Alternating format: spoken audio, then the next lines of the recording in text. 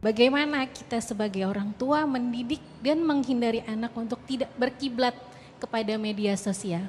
Terima kasih Ustaz. Ini kayaknya curcol ya, curhat ya, yang dimiliki oleh semua Bapak Ibu hari ini tidak sekedar berkiblat kepada media sosial, tapi berkiblat kepada gadget ya. Saya mau tanya ini, jujur Bapak Ibu dulu sebelum kita anak ya. Karena kalau kita mengevaluasi anak, kita mulai dengan muhasabah diri kita sebagai orang tua. Bapak Ibu silahkan jawab sejujur-jujurnya. Lebih banyak megang handphone apa Quran? Saya ulangi kurang kencang jawabannya. Lebih banyak megang HP apa Quran? Kalau Bapak Ibunya dengan pengakuan tadi lebih banyak megang Quran, maka harapan Bapak Ibu kalau anaknya pengen lebih banyak megang Quran itu nonsens. Seperti kata beliau tadi, kalau jangan ngerokok nak. Gimana ceritanya? Ibu-ibu misalkan kalau anak laki-laki gampang ya, ada azan bawa ke masjid, langsung jangan ngomong seret.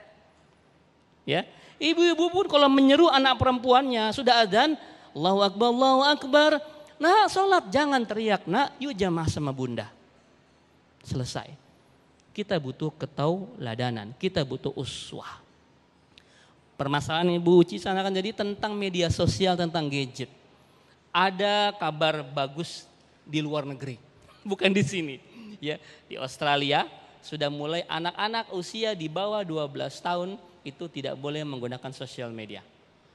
Ya, di Amerika sekali saya pernah mendengar sebuah cerita bahwa ya yang punya handphone yang ada buah apel gerowaknya itu dia tuh nggak ngasih handphone ke anaknya sampai anaknya usia 16 tahun. Di negara-negara maju ya itu mereka kadang-kadang kalau datang ke Indonesia agak aneh, ini negara berkembang kok semua pakai handphone. Bapak Ibu kalau liburan bawa handphone nggak? Asik menikmati pemandangan apa asik buat konten? Asik ngerekam. Buat apa liburan? Nonton aja di YouTube. Ya. Hari ini kita sangat menjadi kecanduan terhadap gadget. Freak. Itu juga yang dimiliki oleh anak-anak kita karena juga melihat ibunya, lingkungan tadi. Kalau kami di pondok kami, ya di pondok kami itu anak-anak santri kami nggak boleh megang handphone, aman. Tapi tahu nggak? Ketika di rumah wali santri curhat, Ustadz, mending anak kami balik ke pondok aja deh Ustadz. Kenapa Bu? Kalau di rumah 24 jam pegang handphone. Ya. Kalau kata Buya Ustadz Zulkifli itu, handphonenya seperti setan gepeng katanya. Dajjal yang masuk ke kantong kita. Ini memang tidak bisa dihindari karena sudah zamannya. Yang harus kita lakukan tidak membuang handphone itu, tidak membuang gadget itu, tapi membuat kontrol, mengatur Bu, mengatur, ya, di manage, ya. Tadi ibu yang beliin handphone, ibu yang beliin kuota, ibu yang sibuk sendiri. Ya, artinya kita butuh tegas terhadap anak-anak kita. Maka kalau saya pribadi tidak memberikan handphone kepada anak-anak kami kecuali hari libur. Ya, silahkan diatur. Yang kedua, ibu bapak, ini dia, nggak boleh gaptek. Namanya kan smartphone. Yang pakainya juga harus smart.